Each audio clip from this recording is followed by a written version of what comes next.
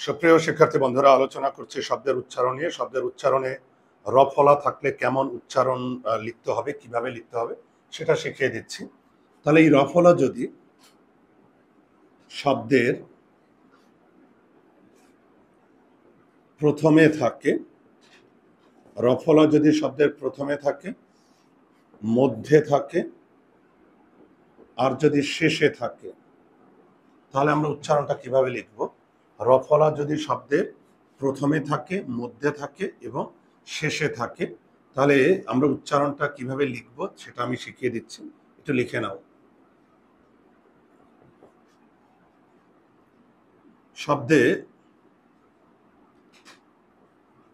শব্দের প্রথমে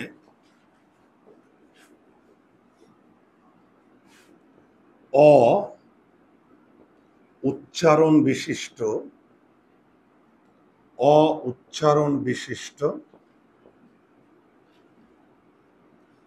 ব্যঞ্জন বর্ণে রফলা থাকলে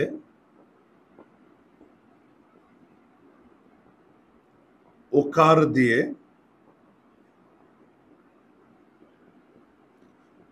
দিয়ে লিখতে হবে। লিখেছ? শব্দের প্রথমে অ উচ্চারণ বিশিষ্ট ব্যঞ্জন বর্ণে রফলা থাকলে ওকার দিয়ে লিখতে হবে। কিন্তু আসলে এটা তোমাদের পরীক্ষায় রচনামূলক প্রশ্ন আসলে এইভাবে লিখবে, কিন্তু আমি এইভাবে শিখাবো না। কারণ আমি তোমাদের শিখিয়েছিলাম অ উচ্চারণ কখন ও হয়, মুখের চোয়াল দুটি বুজে থাকলে, তাই তো? এটা টেকনিক। মুখের চোয়াল দুটি বুজে বা বন্ধ থাকলে, মুখের চোয়াল দুটি বুজে বা বন্ধ থাকলে আমি শেখাবো এভাবে। তো এটা হচ্ছে তোমাদের পরীক্ষা যদি আসে তখন এইভাবে লিখবে। তো মুখের চোয়াল দুটি বুজে বা বন্ধ থাকলে অয়ের উচ্চারণ ওকার হয়, এটা আমরা জানি। আর শব্দের মধ্যে অথবা শেষে যদি রফলা থাকে, তাহলে ওই বর্ণ দুইবার উচ্চারিত হবে। ওই বর্ণ দুইবার উচ্চারিত হবে। একটা জিনিস মনে রাখবে, ফলা শব্দের মধ্যে থাকুক আর শেষে থাকুক, সবসময় দুইবার উচ্চারিত হবে। ফলা শব্দের মধ্যে থাকুক আর শেষে থাকুক, সবসময় ওই মধ্যের বর্ণ আর শেষের বর্ণ দুইবার উচ্চারণ হবে। তাহলে আমি একটু উদাহরণ দিই। এটা খেয়াল করো, প্রণাম। দেখো তো, শব্দের প্রথমে রফলা আছে, তো শব্দের প্রথমে যদি রফলা থাকে, এদিকে দেখো এটার উচ্চারণটা কি হবে? এই যে দেখো, উচ্চারণ লেখার সময় মূর্ধন্য দন্তন্য হয়ে যায়। উচ্চারণ লেখার সময় মূর্ধন্য কি হয়ে যায়? দন্তন্য। প্রণাম। এখন তুমি এটাকে চাইলে তুমি ওই ইংরেজিতে ট্রান্সলেট করেও করতে পারো। যেমন দেখো, নাম, এই যে একটা ও আছে, এই ও মানে ওকার, এই ও মানে কি? ওকার। এভাবে আমরা পারি, এত জটিল কিছু না। তাহলে দেখো ইংরেজিতে ট্রান্সলেট করে যদি দেখো ও আসে, তাহলে ও এর পরিবর্তে কি বসিয়ে দেবে? ওকার। আর এখানে হসন্ত, তো আমি বলেছি এখানে সিঙ্গেল ব্যঞ্জন বর্ণ ম, আর সিঙ্গেল ব্যঞ্জন বর্ণ ময়ে, যেমন আমি যদি উচ্চারণ করি ম, তাহলে ময়ের মধ্যে একটা অয়ের উচ্চারণ হয় ম। কিন্তু সিঙ্গেল ব্যঞ্জন বর্ণে যদি অয়ের উচ্চারণ না হয়, তাহলে আমরা হসন্ত দেব। ওকে? এভাবে যদি আমি বলি, বা আমি এখান থেকে লিখে দিচ্ছি, দেখো তো, গ্রন্থ শব্দের প্রথমে রফলা আছে, তাই না? তো শব্দের প্রথমে যদি রফলা থাকে, আমরা এটাকে ইংরেজিতে ট্রান্সলেট করি, এই যে গ্রন্থ, এটাই তো ইংরেজিতে ট্রান্সলেট। দেখো তো এখানে কয়টা ও আসছে? দুইটা। তাহলে ও মানে ওকার। তাহলে দেখো কি হবে, এই যে গ্রন্থ, এই যে দুইটা ওকার, কঠিন তো না? খেয়াল করো তো, গ্রহ শব্দের প্রথম, আমরা কিন্তু শব্দের প্রথমে রফলা থাকলে কি হবে সেটার উচ্চারণ শেখাচ্ছি। গ্রহ, এটাকে ইংরেজিতে ট্রান্সলেট করো তো। আসলে ইংরেজিতে ট্রান্সলেট বলতে মানে ওই অনুবাদ না, জাস্ট মানে ইংরেজি ফন্টে আমরা করছি। গ্রহ, এটাই তো ইংরেজি। তাহলে এখানে কয়টা উকার আসছে? ও আসছে দুইটা, তাহলে দুইটা উকার হবে। এই যে গ্রহ, আর আমি তো লিখে দিয়েছি মুখের চোয়াল দুটি যদি বুজে থাকে, বন্ধ থাকে, তাহলে অয়ের উচ্চারণ ওকার হয়। যেমন দেখো তো, প্রো নাম, এই যে দেখো প্রো প্রো প্রো, মুখের চোয়াল খুলে না, মুখের চোয়াল যদি বুজে থাকে তাহলে উকার হবে, সহজ কথা। প্রো নাম, মুখের চোয়াল বুজে থাকে, প্রো।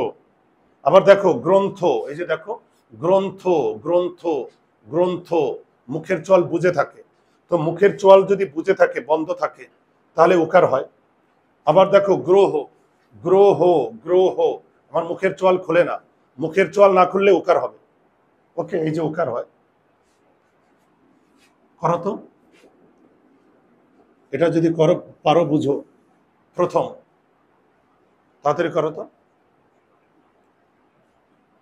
এটার উচ্চারণটা কি হবে? আবার আমি যদি বলি এটারও করো, ক্রমিক।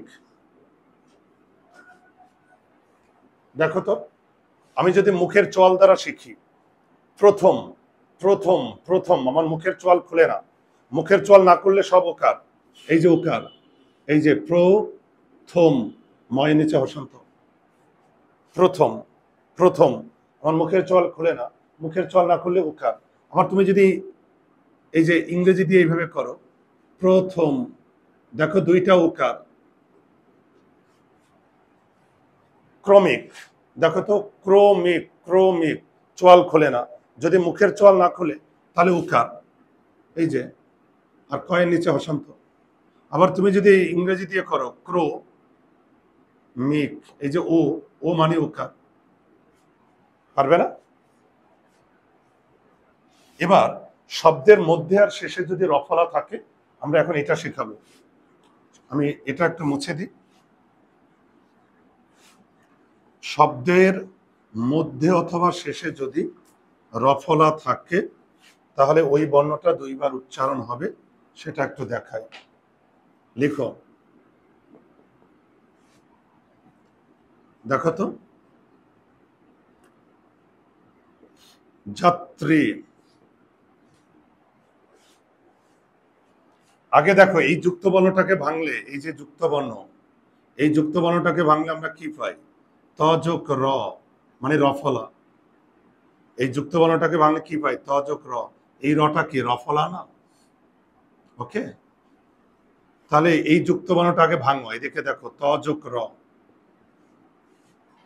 ভেঙেছে। আর উচ্চারণ লেখার সময় অন্তস্থ জ কি হবে বলতো? বর্গীয় জ। আর শেষে রফলা থাকলে এই বর্ণটা কয়বার উচ্চারণ হবে? দুইবার। আমি আবার বলি, শেষে রফলা থাকলে এই বর্ণটা দুইবার উচ্চারণ হবে, এই যে দুইবার উচ্চারণ হলো। আরে র কিন্তু থাকবে। আর শেষে কি আছে? দীর্ঘ ইকার, এই যে দীর্ঘ ইকার ছিল না, তো উচ্চারণ লেখার সময় এই দীর্ঘ ইকার কি হবে? হ্রস্ব ইকার। আমি আগে ধাপে ধাপে করে নি, তাহলে দেখো তো, শেষে রফলা থাকলে এই বর্ণটা দুইবার উচ্চারণ হইল, আর এই রফলা র, আর এই দীর্ঘ ইকার হ্রস্ব ইকার, তাহলে দেখো কি হয়? জাত। এই যে এদিকে তাকাও, জাত, একটা ত নেমে আসছে, হাতে আমার আরো একটা ত আছে, দেখছো? এই ত আর র মিলে আবার যুক্ত বর্ণ হবে, আর শেষের এই রস্বীকার এখানে। এটা হলো শুদ্ধ উচ্চারণ। বালিকা আমি উঠিয়ে দিচ্ছি। তাহলে দেখো, এটা হলো শুদ্ধ উচ্চারণ। কিন্তু আমরা অধিকাংশে আমরা উচ্চারণ করি এরকম, যাত্রী, কিন্তু এটা ভুল, শুদ্ধটাই। আর এখানে একটা জিনিস খেয়াল করো, আমার যুক্ত বর্ণটা কিন্তু ঠিকই থাকবে, এই যুক্ত বর্ণটা কিন্তু ঠিকই থাকবে, শুধু একটা বর্ণ আগে বের হয়ে আসে, খেয়াল করেছ? তার মানে রফলা যদি শব্দের মধ্যে অথবা শেষে থাকে, তাহলে ওই যুক্ত বর্ণটা কিন্তু আমার ঠিকই থাকবে, শুধু একটা বর্ণ আগে বের হয়ে আসে। আচ্ছা, আরো উদাহরণ দিচ্ছি, এটা দেখো তো, খেয়াল করো, এই যুক্ত বর্ণটা ভাঙলে আমরা কি পাই সেটা দেখি। ত যোগ র, র মানে রফলা। তো আমরা জানি রফলা যদি শব্দের শেষে থাকে, এই যে রফলা যদি শব্দের শেষে থাকে, তাহলে দুইবার উচ্চারণ হবে, এই বর্ণটা দুইবার উচ্চারণ হবে, এই যে দুইবার উচ্চারণ হলো। আর এই রত আছে, এখানে আরো কাহিনী আছে, বলো তো। এই র এর সঙ্গে একটা অ উচ্চারণ হয় না, র। যেমন এটার সঙ্গে একটা দীর্ঘিকার ছিল, এটার সঙ্গে কি ছিল, দীর্ঘিকার। এই যে র এর সঙ্গে একটা দীর্ঘিকার ছিল না, এই যে র দীর্ঘ ইকার। কিন্তু এখানে র এর সঙ্গে কি উচ্চারণ আছে বলতো, একটা অ আছে, র, একটা অ এর উচ্চারণ আছে না। ওকে, তাহলে এখন এটার উচ্চারণটা কি লিখবো, এই যে দেখো সাত, এই যে ত নেমে আসলো, হাতে আমার আরো একটা ত আছে, এই যে হাতে আমার আরো একটা ত, এই ত আর র মিলে আবার যুক্ত বর্ণ হবে। কাহিনী এখনো শেষ হয় নাই। এটার আমরা উচ্চারণ কি করি, সৎ রো না র, আমরা কি উচ্চারণ করি, আমরা র বলি না তো, সৎ র, আমরা উচ্চারণ করি কি রো। রো, মুখের চোয়াল খুলে না, মুখের চোয়াল যদি না খুলে তাহলে অ এর উচ্চারণ ওকার হয়ে যায়। এই ওকারটা এখানে চলে আসছে, এই যে, এই যে দেখো, এই অ এর উচ্চারণটা এখানে, বোঝা গেল। তার মানে আমরা কি শিখলাম, যুক্ত বর্ণটা কিন্তু ঠিকই থাকতেছে, যুক্ত বর্ণ আমার ঠিকই থাকবে, শুধু একটা বর্ণ আগে চলে আসবে। আর ওকার হবে কি হবে না সেটাও খেয়াল রাখতে হবে। যেমন সাত রো, রো, আমার মুখের চোয়াল খুলে না, মুখের চোয়াল না খুললে ওকার হবে। করো তো দেখি,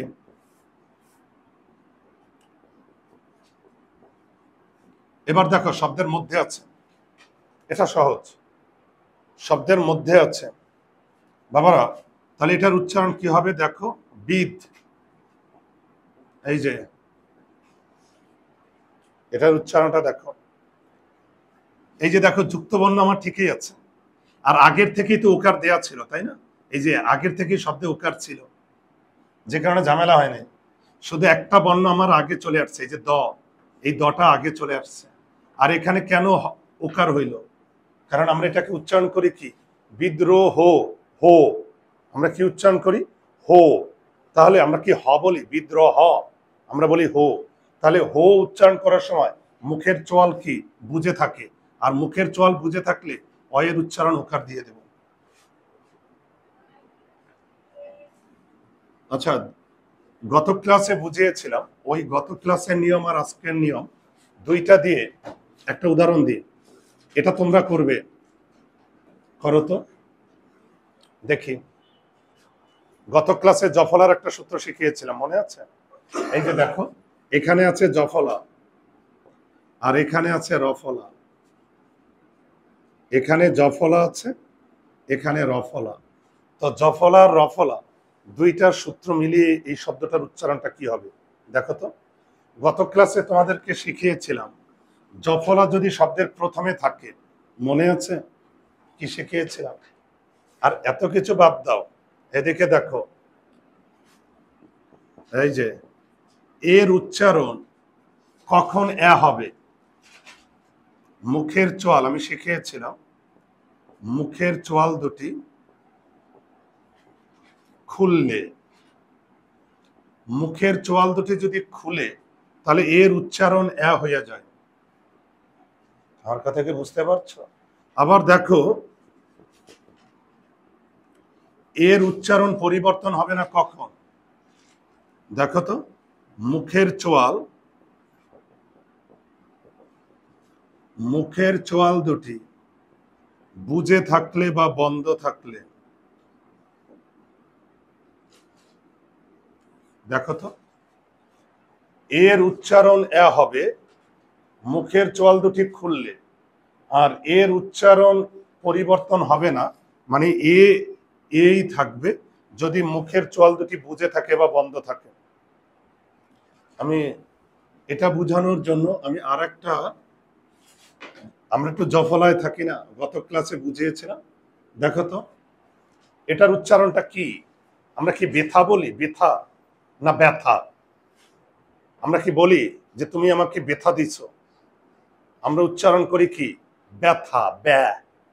এই যে দেখো ব্যা, মুখের চোয়াল খুলে যায়, যদি মুখের চোয়াল খুলে যায়, এই যে মুখের চোয়াল দুটি খুললে এ দিয়ে লিখতে হবে।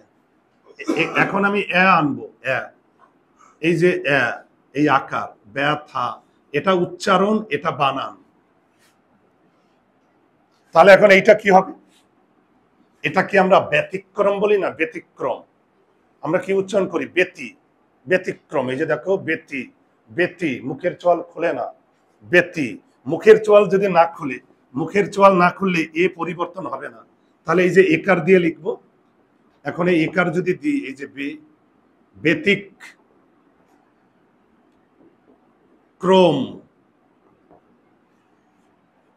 দেখো প্রথমত এখানে কেন একার হইল? কারণ এখানে তো আমার মুখের চোয়াল খুলে না। দেখো তো, ব্যতিক্রম, ব্যতিক্রম, মুখের চোয়াল না খুললে একার।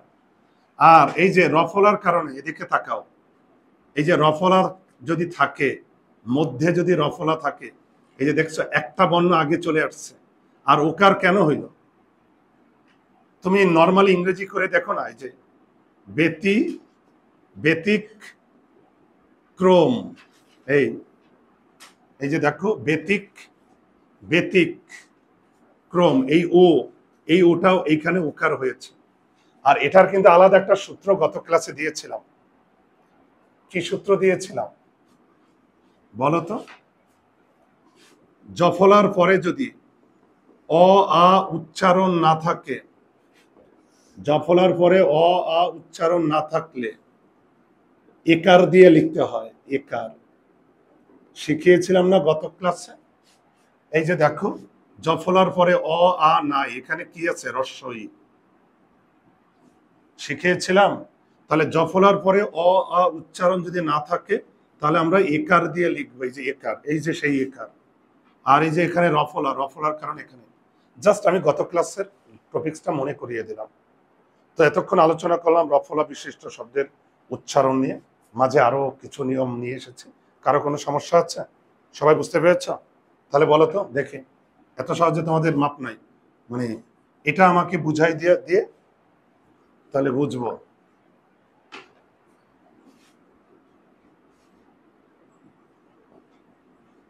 শুক্রবার আর ভ্রমণ, এই দুইটা শব্দের উচ্চারণ লিখো তো।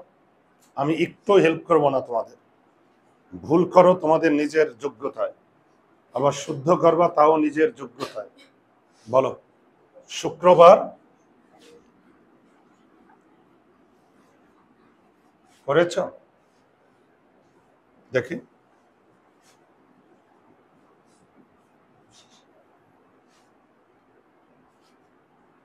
ভেরি গুড, ভেরি গুড, এটা করো, ভেরি গুড।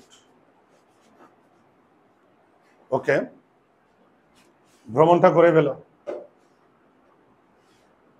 দেখো মধ্যে রফলা আছে, তাই না? এই যে দেখো, সুখ, ক্রো, বার, রয় নিচে অসন্ত। এদিকে দেখো, যারা বুঝো নাই, বাবা দেখো, রফলা যদি থাকে ওই বর্ণটা দুইবার উচ্চারণ হবে না? এই রফলা আছে কার সঙ্গে? এই রফলা আছে কয়ের সঙ্গে, তাই না? রফলা তো কয়ের সঙ্গে আছে, তাহলে ক দুইবার উচ্চারণ হবে। আর তুমি ম্যানুয়ালি উচ্চারণ করো। আমরা ম্যানুয়ালি এটাকে উচ্চারণ করি কি? রো না, শুক্র, শুক্রবার। তাহলে রো, এই যে উকার, এই উকারটা এখানে। আমরা তো ম্যানুয়ালি উচ্চারণ এইভাবেই করি। আমরা এইভাবেই দেখবে ম্যাক্সিমাম বাঙালি আমরা এইভাবে উচ্চারণ করি, শুক্রবার, এভাবেই তো উচ্চারণ করি। এটাই তো বলি আমরা, কিন্তু আমরা তো ভুল উচ্চারণ করি। শুদ্ধ হচ্ছে এটা। এই যে দেখো শুক্র, এটা উকার আছে না? এই উকারটাই এখানে আসছে। আর এটার উচ্চারণটা কি হবে? ভ্র, মন, মন না মন, মন। এই যে, আর উচ্চারণ লেখার সময় মূর্ধন্য কি হবে? দন্তন্য। ভ্রমণ। যারা এটাও কঠিন লাগে, তুমি ইংরেজিতে ট্রান্সলেট করো না। এই যে ভ্রমণ, এদিকে দেখো, ভ্রমণ, এখানে দুইটা ওকার আছে। ও, ও মানে ওকার, ও মানে কি? ওকার। এই যে দেখো দুইটা ওকার, ভ্রমণ। তাহলে দুইটা ও, ও মানে কি? ওকার। আর তুমি যদি এটা, এই যে দেখো, তুমি যদি ম্যানুয়ালি করো, সুখ, নর্মালি ইংরেজিতে কি হয়? শুক্র, তুমি যদি, আমরা তো এভাবে অশুদ্ধ উচ্চারণ করি, শুক্রবার, এভাবে উচ্চারণ করি না? কিন্তু আমরা জানি রফলা থাকলে এই বর্ণটা কয়বার উচ্চারণ হবে? 2বার। তাহলে দেখো 2বার যদি দিই, শুক, আর এই রো তো আছেই, শুক্রবার, এই যে ও, এই ওটাই এখানে চলে আসছে। কঠিন কিছু না, জাস্ট একটু টেকনিকে তোমার চলে আসা। তাহলে কারো কোনো সমস্যা নেই? আচ্ছা, তাহলে এতক্ষণ ধরে যে রফলা আলোচনা করলাম, এখন আমরা একটু এই তালব বসার সঙ্গে রফলা দিয়ে একটু শিখি। তালব বসার সঙ্গে রফলা, এখানে কিছু টেকনিক আছে এবং কিছু নিয়ম তোমাকে জানতে হবে। আমরা তো জানি, খেয়াল করো, দন্তস্ব কি হয়ে যায়? তালব বসা হয়ে যায়, তাই না? দন্তস্ব কি হয়ে যায়? তালব বসা। কিন্তু মনে রাখবে, কখনো কখনো ব্যতিক্রম হয়। সেই ব্যতিক্রমটা কি? তালব বসা দন্তস্ব হয়ে যেতে পারে। তালব বসা কি হয়ে যেতে পারে? দন্তস্ব। আমরা জানি উচ্চারণ লেখার সময়, এদিকে খেয়াল করো, উচ্চারণ লেখার সময় আমরা এমনি নর্মালি জানি দন্তস্ব তালব বসা হয়, কিন্তু কখনো কখনো উচ্চারণ লেখার সময় তালব বসা দন্তস্ব হতে পারে। কোন জায়গায়? একটু লিখে নাও। যদি এই তালব বসার সঙ্গে রফলা যুক্ত থাকে,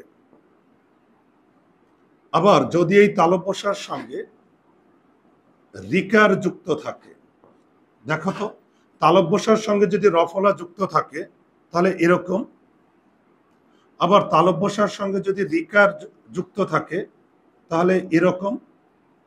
তাহলে মনে রাখবে,